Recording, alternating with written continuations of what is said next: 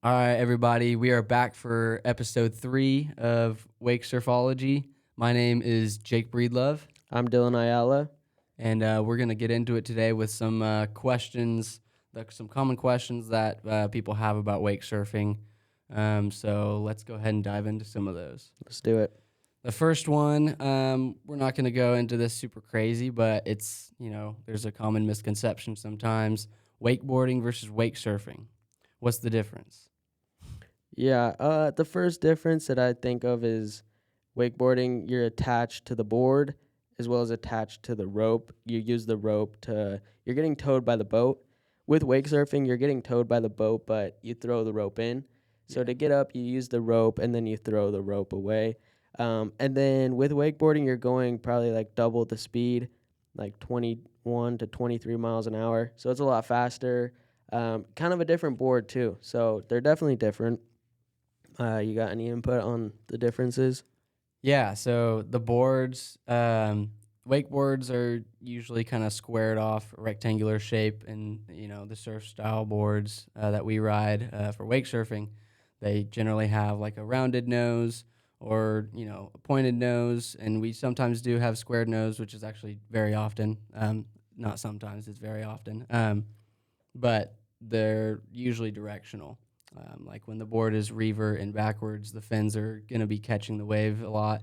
But if you're on a wakeboard, you can ride either stance. The fins are going to be on the back. The fins are going to be on the front of the board. So it's not necessarily directional for one specific stance. Yeah. A lot of times, people will come up to me and ask about my wakeboarding. Yeah. And people get that confused, just because it has wake in front and wakeboarding has been around longer than wake surfing has. But I just think it's funny, a lot of people still don't know the difference between the two, probably just because they just still don't know what wake surfing is. But Yeah. When you tell them that you wake surf, they're like, "So what lakes do you go to wakeboard?" Or they just always think that you're wakeboarding yes. rather than wake surfing. Yeah, it's funny. So I'm hoping in the future that can change where people actually recognize wake surfing for wake surfing and not wakeboarding. Yeah, because they're definitely different. And talking about that too, like if you tell somebody that you wake surf, they'll also say like, "Where do you surf around here?" Like in Texas, or like when I lived in Arizona, they're like, "Where do you surf around here?" Like you drive all the way to California. So yeah, a lot of people definitely don't know the difference between surfing as well as wakeboarding. It's kind of funny. It is funny. It can get on our nerves. It's not a big deal, but yeah, hopefully that can be more recognized. Yeah, it depends on the person honestly asking it, or like if it's just like a small talk, like I'm not gonna talk with them more than like 2 minutes. I usually don't even correct them. Yes. And like they're like, "Oh, so you wakeboard?" And usually if I'm not gonna be with them for a while, I'm like, "Yeah, that's what I do." I don't even correct them. Yeah, it's funny. You just gotta feel it out, and you don't want to be mean and be like, no, it's wake surfing. Yeah, But yeah, that's true. all right, well, that was our first topic. We just thought that was funny, but the next one that we want to go into is, can you surf behind any boat? No, you definitely can't surf behind any boat. There's different types of boats, whether they're wake surfing, wakeboarding, or even like pontoons too. You definitely want an inboard boat to wake surf behind, and then also you want a boat with a surf system. It's not necessarily, you don't have to have that. Like you can get surf gates and stuff, but you definitely don't want to surf behind an outboard or a pontoon because that can be dangerous. Yeah. The outboard motors or the inboard outboard motors are really dangerous, and like behind the pontoons, they got the prop right there, so that's a big risk factor with wake surfing, and it really just comes down to being responsible and paying attention, just knowing that there's a prop there and being careful. If you do that and you're careful, you're not going to run into it at all or get hurt by it, but it is something that you got to be aware of. Yeah, for sure. And another thing too, like growing up for me, like we didn't have a surf system or anything when we first got into it. Same. We didn't even have like a little wake plate on the side, which Same. started to become very popular. But we would just throw the fat sacks on one side of the boat, list it, as much as we could, throw the biggest wave. even though it was maybe knee height or something. Yeah. Also, too, in our last podcast, Chad Carlson mentioned he grew up on just like a ski boat, closed bow, and I'm sure you can still wake surf behind those. I've heard some stories, and then also jet skis too, Yeah.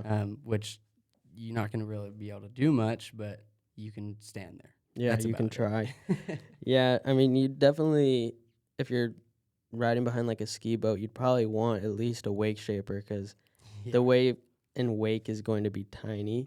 So the wake shaper will hopefully at least make a wave. Yeah. But yeah, I'd say, I mean, give it a shot if you're getting into it, try it. But it's not ideal for sure. No. Surfing behind a ski boat or not a jet ski too. That would be very hard. That's just like messing around, having fun, just with friends or whatever. But Yeah. again, you're not going to be able to do anything. It's Yeah. just the excitement of being able to wake surf behind a jet ski. Yeah. Yeah, that'd be cool to throw a shaper on a jet ski too. See what happens. I think I've even seen some jet skis. I've never had one myself, but some of them have like trim tabs on them. Dude, Hannah's family has a jet ski that is made for like wakeboarding or something. Okay. Like it's called like a Wake Pro and it has like ballast in it. Dude, that's what we need to go surf behind next. I know. You throw like a shaper on there. I think it has like maybe 200-pound ballast bag thing. It's like a hard Holy tank thing cow. that's like sits where the feet are. But yeah, I mean, it'd be very tough. But I did try foiling behind that, and I was able to foil the second wake for Okay. like a maybe 20-30 seconds with Oh, no shit. rope. How big was that wake, though? Tiny, dude. Maybe like a foot max. A foot. So 12 inches. That's probably barreling, I'm sure. All right. Well, yeah, you can't surf behind any boat, but you can surf behind a lot more than you might think. Yeah, and even just getting on a board too, like you can get on a wake surf board and just mess around out there too and practice. Like, I mean, it's not ideal, but you can practice stuff, board control, everything. So Yeah, and then when it comes to all of the competing wake boats that are making surf waves and new surf systems and all that stuff, they're all really good. We obviously have our favorites, but for the most part, you're going to be able to find something out there that you can ride behind no matter what you're on. yeah, every boat nowadays makes a great wave, and they're just all different in their own ways, like you said. Anything from like 2014 up, I feel like had surf systems built in. Don't you think? Is that about when they started?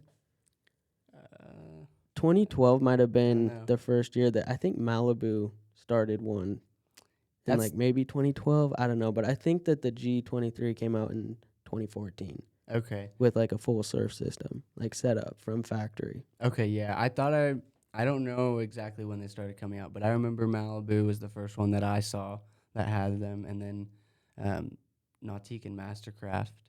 I remember Mastercraft had some that were made, and they still had patents pending on them, but they were still releasing them because Yeah. they could. So Yeah, it's interesting how they all have their own different surf systems too.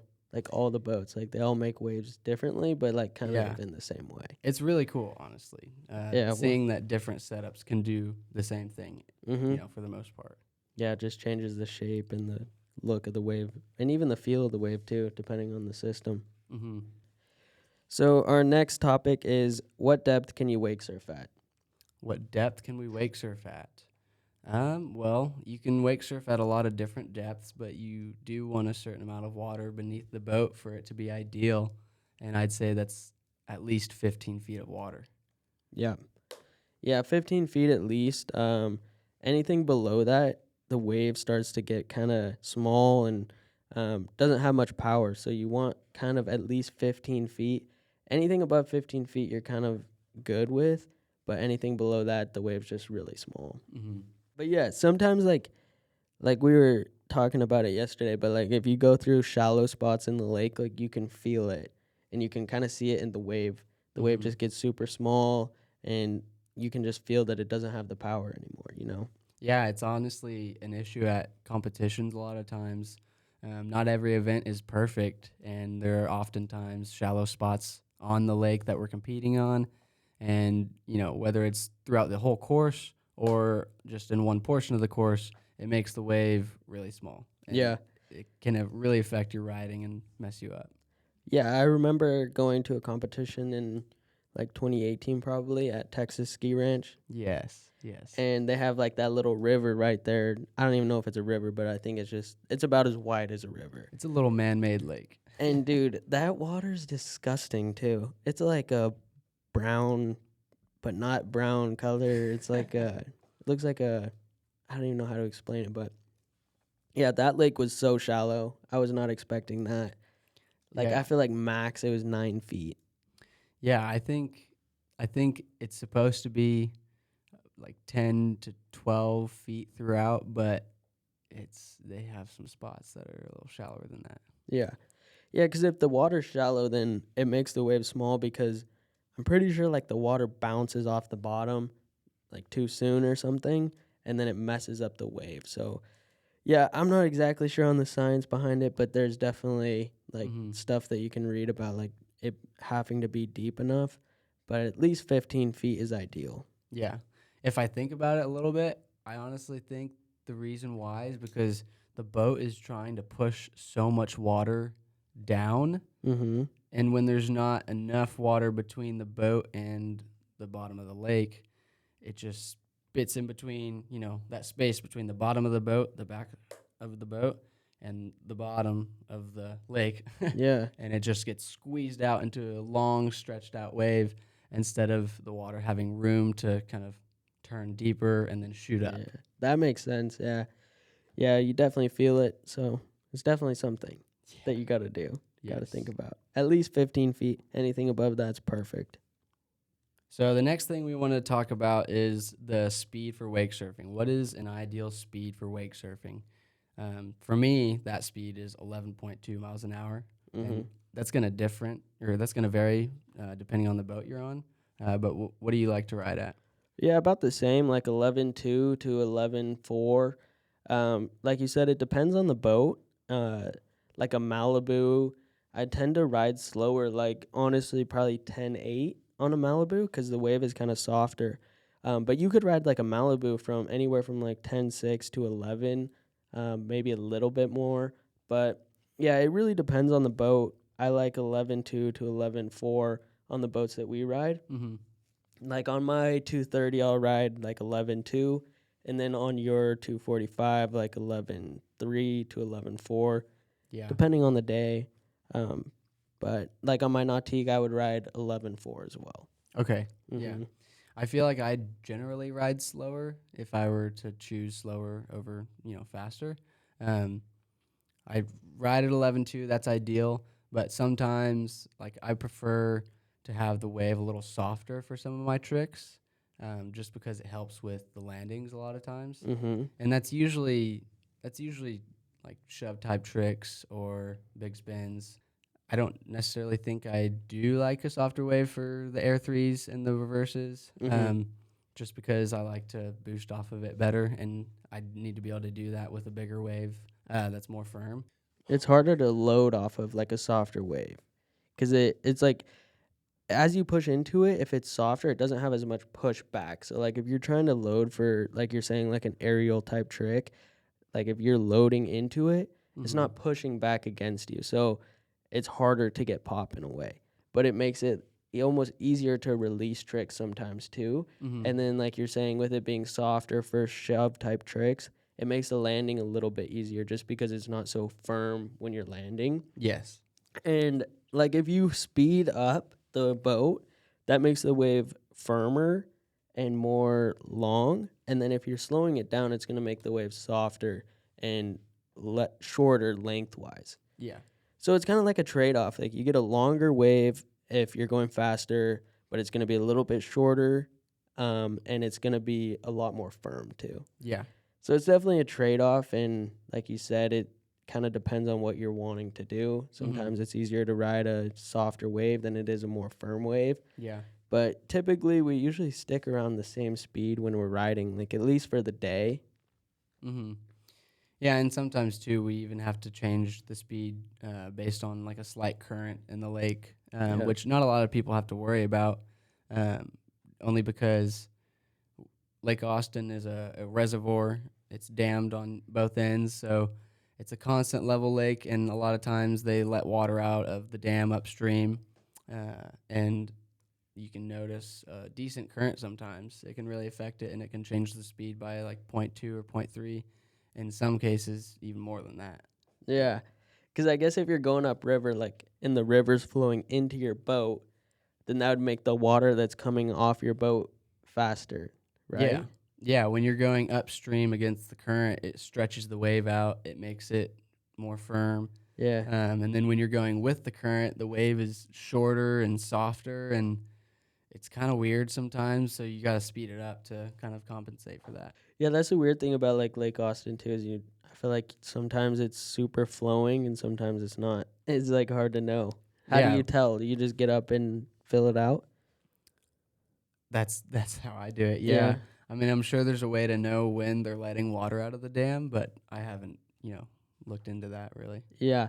Dude, actually on the my old Nautique it had like a river mode and you would turn it on and it would sit in the water for a second and just see how fast the river's going. Yeah. And so like you would say if you're going upriver or downriver, you'd click it each way and it would compensate for that, That's really cool. depending on which way you're going. That's a pretty cool feature. Yeah, it is.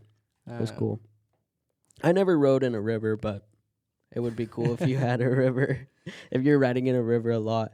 Like Yeah. Lake Austin doesn't flow super hard, but that one lake in Parker, Arizona, that one sometimes has a strong flow, I think. Oh yeah, I Yeah. remember. Yeah, I remember that lake. We've had some competitions there in the past, Mhm. and yeah, this lake does have a decent current. I remember it affecting all of the riders one year. Yeah. Yeah, it's crazy. And then I used to know a rider. His name was Dino Wilson. He was from Washington, Oh, I and know Dino. yeah, Dino. He was a really cool kid. Um, Dino was getting into wake surfing. He was riding the blue surfboards, and I don't know exactly what river or lake that he was on, but I remember him telling me he had to adjust his speed by like 2 or 3 miles an hour sometimes. That's Because he said he crazy. had a really tough current. Really? Yeah, That's and cool. if you're listening to this, Dino, you can clarify those speeds of the water or whatever. Yeah, I'm But sure you're right. I'm sure you're close at least, but 2 to 3 miles an hour. So you're going like 9 miles an hour one way and 11. So would you have to go 3 miles an hour faster than 11? I Or do you mean, know? yeah, probably faster than what you generally ride at. If So you're going if we're going upriver, 11.2, then we would probably need to go 15.2 go like or 15.2. 14.2. That's crazy, dude. Yeah, that's really fast. And I'm sure there are other people that have to deal with that too. So Yeah, true. another thing we want to talk about is the barriers to entry for wake surfing. There are lots of things that are going to stop you from, getting on the water if you don't know what there is to do or get or what equipment you'll need to get wake surfing. Yeah, there's definitely a lot to get into wake surfing. Obviously, you'll need a boat and then you'll need a board. And that's just to start.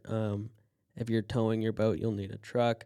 So there's a lot of things that you have to get into wake surfing. Mm-hmm. If you haven't ever tried it and you just want to try it, maybe like go, if you have a friend that has a boat, maybe go out on their boat, or like here in Austin, they have the clubs that you can go to and have the boat like however many times a summer. But yeah, I think that would be a great way to at least try it out. Mm-hmm. And then, yeah. Also, people like me and Dylan, pro riders, we usually give lessons all the time. So if you have any pro riders on your lake, wherever you're at, those would be the people to reach out to, because even if they're not giving lessons, they may know some other people or other groups that could help you out and get you in the right direction. Yeah, and taking a lesson too is super important with your progression, and it will help you out so much in the long run if you take a lesson like within the first year of you riding, Mm-hmm. because you don't have any bad habits or anything that's hindering you from progressing. So taking a lesson from a pro will help you to set up your fundamentals and be able to land like those harder tricks in the future. Yeah. What are we at? 24. Okay, well, that's actually like 20. Yeah. So yeah, a boat and then a board. A board, I would say, is very important because I'm serious. No, the board is more important than the boat if you think about Yeah, it. no, it really is. Like a lot of people will go to the dealership, buy a boat, and just like the shop guy will throw in like some cheap board, like a compression mold type of board. And those boards are so hard to ride They are. They're not really made for performance riding at all. just for staying in the wave. Just staying in the wave, enjoying the sun. That's Yep. about it. And that's fine. But I mean, if you want to do tricks, you definitely need a more advanced board, like a hand shaped board, or at least a shape of board that is going to allow you to do tricks. Because those big, like hybrid style boards that are five and like huge boards are just really meant for just staying in the wave, Hmm. which is appealing to a lot of people when they first start. But that gets pretty boring pretty fast, just sitting in the wave. So starting off with like a I mean, that's a good board to have when you get into it at first, but I would quickly upgrade to like a hand shaped board so that you can progress Hmm. in the future. And they're expensive, but they pay off in the long run, you know? Yeah, and they're a lot cheaper than a boat. And like when we say this, you're thinking, well, you need a boat to wake surf too. But we know a lot of people that only have a board or boards, and they're able to find other people or friends that will take them out riding, and that's how they get good. They don't have a boat. They just go out with other people. They find groups and friends to ride with, and there's definitely people out there that you can find to do that with. Yeah, and if you're buying, like, if somebody does have a boat and they have $150,000 boat, I mean, the investment into a nice board is a lot less than that. Hmm. Like, you already have a boat that can make an awesome wave. You may as well get a board that can be ridden, like, up to a pro level standard, you know? Hmm. And then another thing too, nowadays there are apps and services that connect you with people who give lessons or do boat rentals, or even just rent out their personal boats.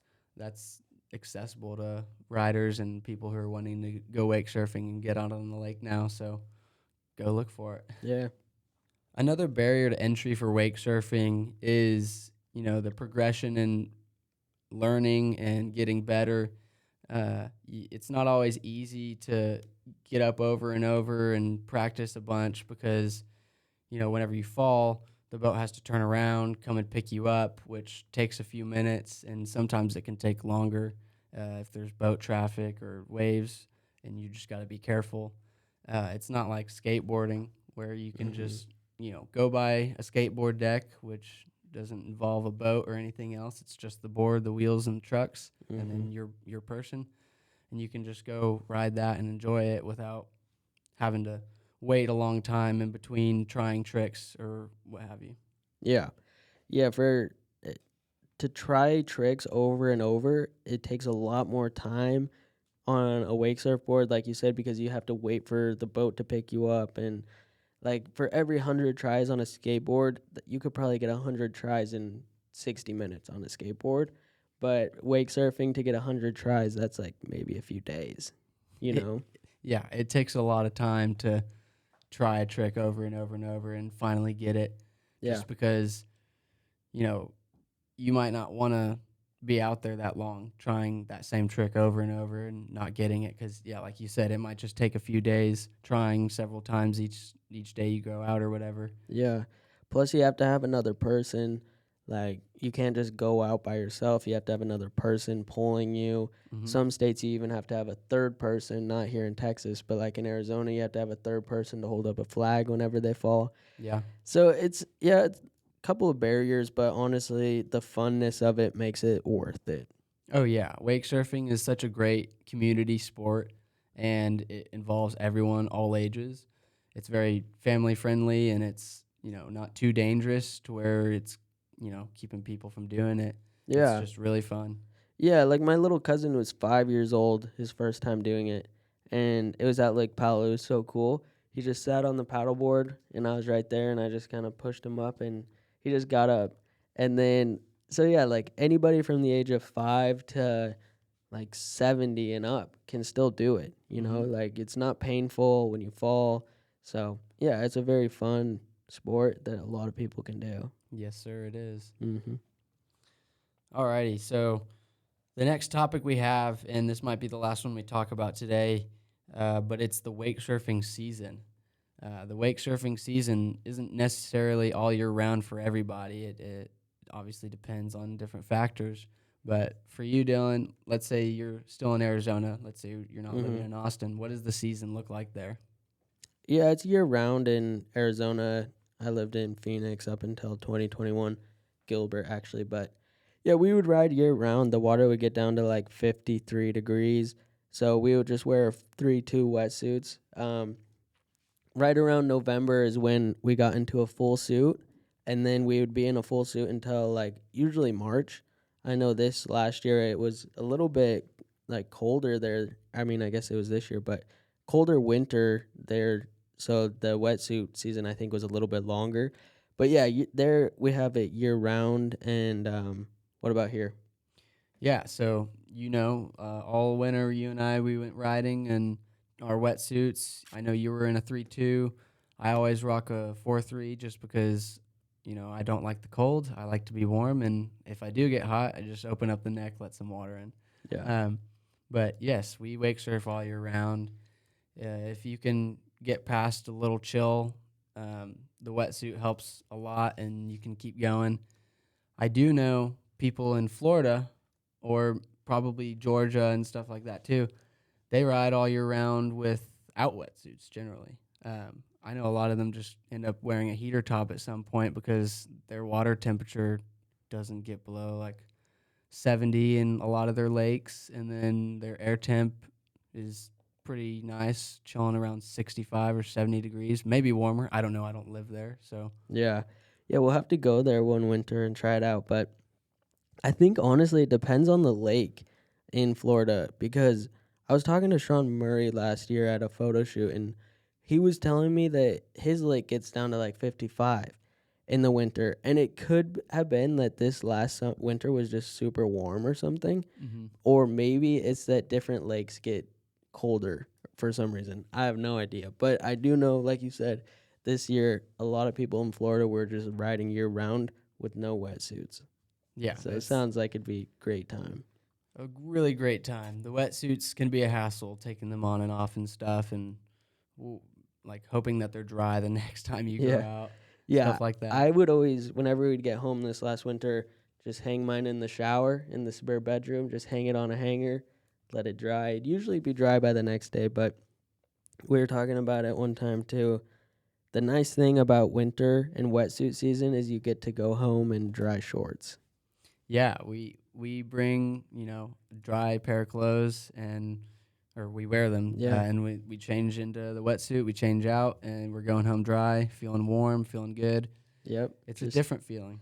change in the changing towel, get into your wetsuit, and then when you're done, you just put your clothes back on. It's so nice, dude. It is And nice. it feels so nice just sitting in the boat, all warm. Nobody's out there. It's nice, dude. I like winter. It makes you really enjoy winter, Yeah, at this least last for winter us. was super fun, and I mean we were talking about it yesterday, but people in Washington are pretty crazy there too. They sometimes I've heard that they ride right now, like they'll winterize their boat Yeah, and then go ride, de-winterize their boat, and then they'll have to re-winterize it again. that And like I that's think the wild. water's like 40 something degrees. So that's super cold. Yeah, I don't know the extent to how cold their water or air gets. I can only make some guesses, but I know that a lot of them, the only thing that keeps them off the water is ice, Yeah. if there's ice. It's crazy, dude. But that just shows that how fun wake surfing is. If you're willing to get into 40-degree water and also go through winterizing and de-winterizing your boat every time that you go out, it just shows how much fun wake surfing is. It really is, really that fun. So another question is wake surfing dangerous? Is wake surfing dangerous? Wake surfing definitely comes with its, scrapes and bumps and bruises, but for the most part, wake surfing is not too dangerous compared to other sports or, intense activities. Yeah, even compared to just like wakeboarding, which is very similar, definitely different. But um, with wake surfing, you're not really going to get hurt by catching an edge or flipping or anything like that. The biggest thing with wake surfing is just like getting cut by the fins or catching a board to the shin. So in in reality, it's not that dangerous and it doesn't hurt that bad either. I mean, you can get hurt. The biggest danger would be maybe like getting hit by the boat or even other boats too on the lake. That's Yeah. the most dangerous part. And that's a risk whenever you're wakeboarding or water skiing or tubing or whatever else anyways. Yeah. And then the same with the boat propeller. A lot of people think, oh man, isn't the boat prop like right there? Like, why are we doing this? We're way too close to the boat. But in reality, the boats that we generally wake surf behind are all outboard, they're all inboard motors, Mm-hmm. and the prop is more centralized, more underneath the boat. So there's nothing right under the platform to hurt you. It's fairly safe. You can swim around the platform. You could even kick your feet under it for the most part, and you're not going to get cut by Yeah. the prop. There might Yeah. be surf systems, so still watch out. But Yeah, they're not don't gonna- yeah, you definitely don't want to do that, but you could do it. right. Like you would have to swim far and underneath of the boat to get to the propeller, you know? Yes. So that's not a risk. It's just the board, really. Yeah, anything like wake surfing in itself is not super dangerous. I was telling you a story about my cousin's boyfriend when I first started, and he fell, and the board came up, and the fin hit him in the head, and he was like holding his head as we came around. I was like, "Dang, I think he hit his head or something," and blood was just gushing out of his head, and he ended up cutting his head open by getting hit by the fin. Like, you know how sometimes the board will come underwater and like shoot up? I Yeah. think it did that and hit him in the head. He had to get 7 staples. Jeez. That's the worst injury I've heard from wake surfing. Yeah, and that's when I first started too. So I thought that maybe it might be more common than it is, but you don't really see any injuries. Like I mean, you got cut yesterday, but a little nick. Yeah, I just got like a tiny nick on my finger from my fin, but it hurt a little bit, but it's nothing but a paper cut, really. Yeah. Also, too, with wake surfing, for riders like us, pro riders or competitive riders, anyone that's out there doing it, daily or weekly or consistently in any type of way, those are the people that are really going to get injured, just because we're putting in a lot of time behind the boat on the board. So there's just more opportunity for us to hurt ourselves. Yeah, statistically speaking. Yeah, so if you do hear about injuries, it's probably from people who are doing it a lot. So there's just more opportunity to get hurt. Yeah. And the type of tricks that we're trying for competitors or pro riders, we're trying tricks that are very complicated, and the board's, in the air, spinning around, doing a bunch of different crazy things, and there's just more opportunity to get hurt that way. Yeah, that's true. And like on the flip side of that too, I think the biggest reason for maybe somebody getting hurt wake surfing when they're first starting would be not knowing where your board is when you're doing a trick, or it might like shoot back at you while you're in the water. So maybe just be careful and kind of think about where the board is. Like maybe cover your head if you're maybe going to get hit by the board. And so that, and then maybe also a lot of beginners will grab the rope and wrap it up. That's a very dangerous thing, and even non-beginners do that too. I'll go out on a lesson of somebody who's been surfing for like 4 years. The first thing they do is just wrap up the rope, and it doesn't seem dangerous, but if you somehow fell and like caught an edge by accident, and that was wrapped around your arm, it could cut your arm pretty bad. Like I've seen people get pretty injured. Like this one girl got wrapped around her bicep, and she has this big scar around her bicep. Because the driver is going to be looking forward, looking ahead, thinking about what's in front. Obviously, he'll be thinking about his rider, but he's not going to notice that right away because that's right when you're first getting up. So definitely don't wrap the rope around your anything. Just throw it. Yeah, a lot of times too, I'll have a lesson and people will want to practice tricks holding the rope, and that's super dangerous. Yeah. Like even if we were to do that, we know how to, manage the rope, hold onto the rope, kind of dodge it, whatever, but still it's very dangerous. Yeah, I agree. A lot of people do want to try it with the rope, and Honestly, it messes the trick up too. It Like if does. you're trying like in air with the rope, you're like having to worry about the rope or whatever it is. It doesn't help you learn the trick. The one trick that I have thought that is okay with the rope is maybe like an ollie in the flats, Yeah. like carve out ollie in the flats. Those are good for practicing with the rope.